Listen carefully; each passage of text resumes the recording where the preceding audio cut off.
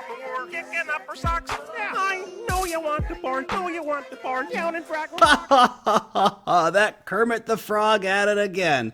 That guy. Oh, someone's calling. Who could this be? Mr. Bogdanov, how are you doing? Bonjour, Mr. Draper. It's time to move forward with our plan. We need a prediction.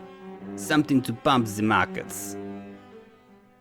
You need a market prediction to pump the markets? Well, let me see what I got. I'm going to put you on speakerphone here, and we're going to get into the bag of tricks. Well, I'm not sure this is going to do it. Ooh, what's the... Oh. Monsieur Draper, are you still there? Right. All right, back to it. All right, we got in here. Oh, I think I got it, Mr. Bogdanov. We got your market prediction. Here we go. $80 trillion.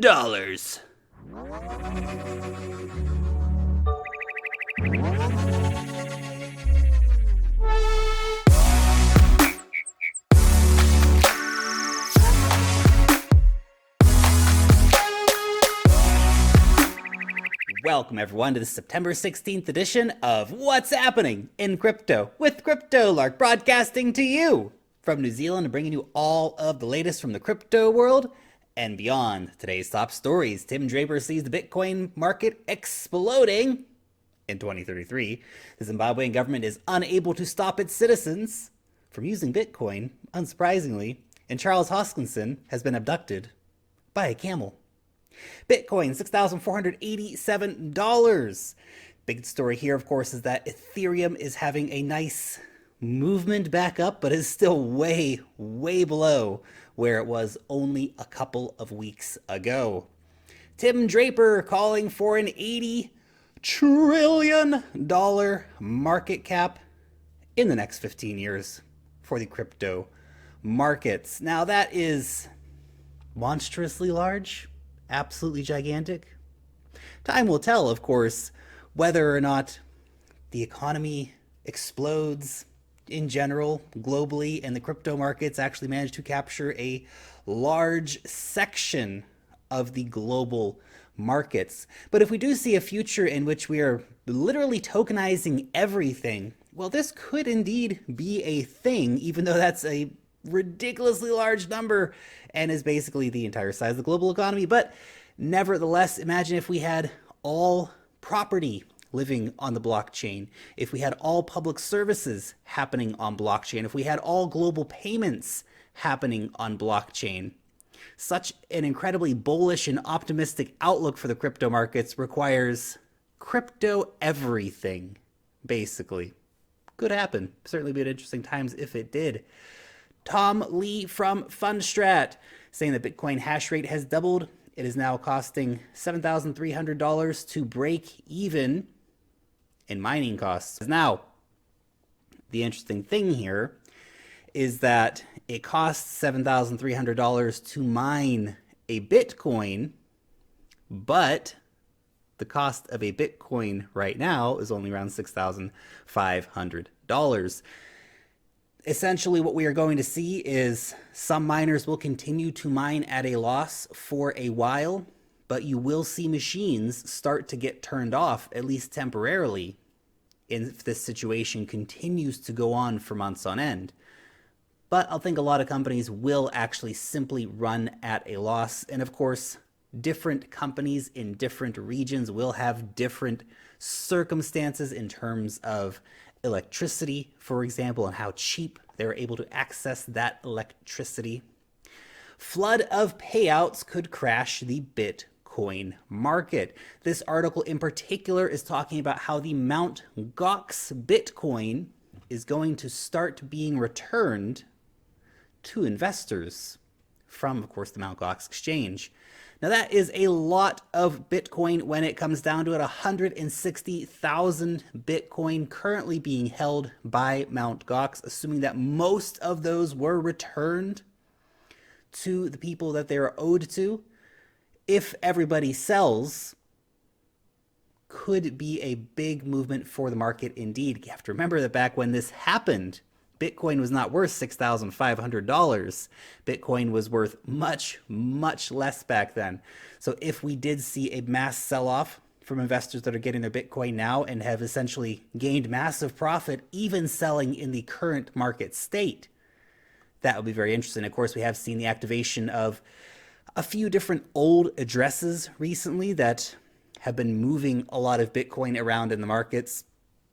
It just really speaks to the smallness of the Bitcoin markets overall, to be honest, because if we see big wallets activating and having such massive effects on the market, that's not really a good thing. So maybe it's good that we're actually getting these old Bitcoin addresses, moving the Bitcoin around, selling it off to other people so that we can have a more even distribution of Bitcoin in the long run. Russian lobby group to present alternative bill on digital assets.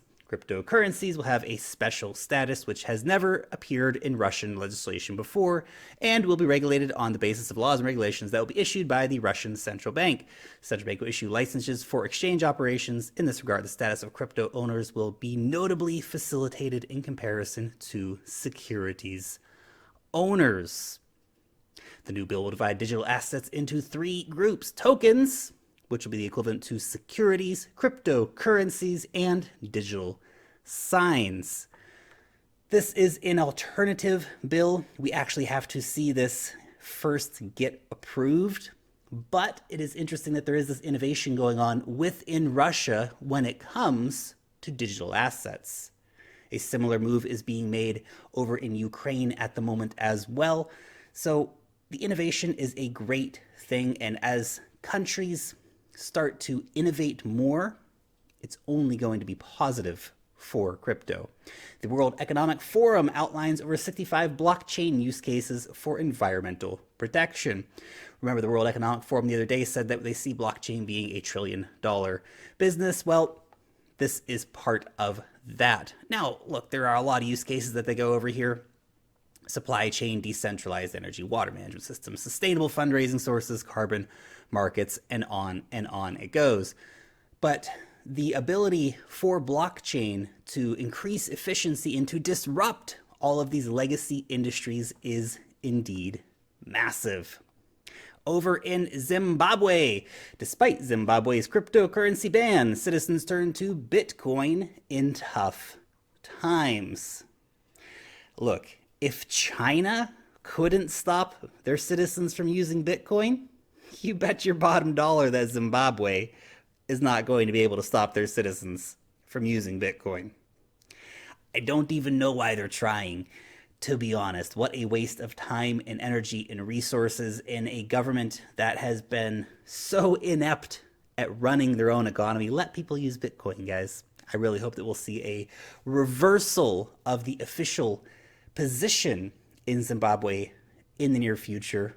But at the same time, whatever. The citizens of Zimbabwe, keep on Bitcoining, guys. I'm so encouraged to see people like this who just don't care what their government says use Bitcoin regardless, because it is the form of money that they need. The Gemini dollar has an option to freeze.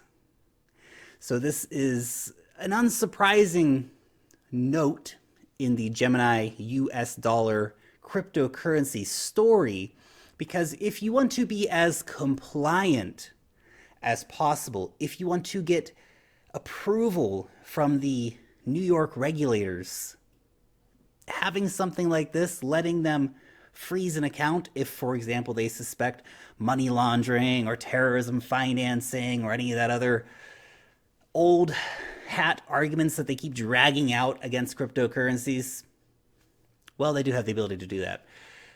This will be very attractive for some investors. Institutional investors, I think, will love the Gemini dollar. People who are a little more freedom-oriented will probably be choosing other options. Charles Hoskinson has been abducted by a camel. No, not really, guys. He's off on a desert safari. Have fun, Charles. Hopefully he'll be back soon after a bit of rest and rejuvenation. And finally, the Tezos Foundation announces the launch of its long-awaited mainnet. Now it gets interesting for Tezos. What can they deliver? How will their do anything blockchain fare in this highly competitive space? It will certainly be an interesting time ahead over the next few months for Tezos. Thanks so much for watching today's episode. Let me know what you think about any of the news stories down below in the comments section. Thumbs up the video, share these videos around the internet, hit that bell down below, and subscribe to the channel if you're not subscribed yet. Join the conversation over on Twitter, Telegram, or Steam it. Long live the blockchain, and peace out till next time.